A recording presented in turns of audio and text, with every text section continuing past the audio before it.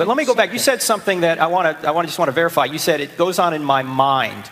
Do you believe the mind is the brain, or do you believe that the two are distinct? The mind is the brain. There is nothing but the molecules inside my head. Well, then why should you believe anything you think? Why shouldn't I believe? Just because it's part of, as I said before, I feel the love for my kid. That is a real thing because it takes place in my brain. Is consciousness an illusion? It might be. It might be the mind playing tricks on me, but I kind of like that illusion. I think it's fun. And you might kind of like your illusion of God, and you might think it's fun and it's very good. But do not influence my world with your God, because it's part of your imagination. So I have an imagination then. Yeah. I'm not just a brain in a vat. I have a mind that can actually make decisions, free will decisions, and you can too? It can. Well, if you can, well, then you're not a materialist then, if you believe that you have free will.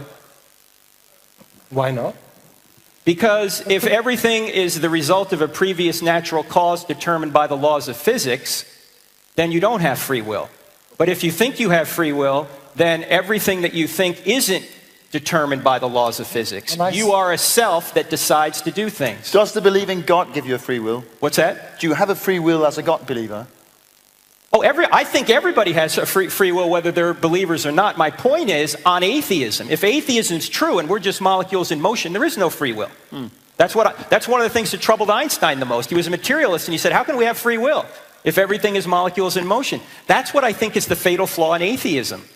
Because it tries to say everything is material, but then it steals from a theistic worldview in order to argue against it. It tries to say, well, I've got all these reasons that I'm freely coming to a conclusion that these reasons are true to say that theism is false. But in order to come to a free will decision, you have to assume you're not just a brain.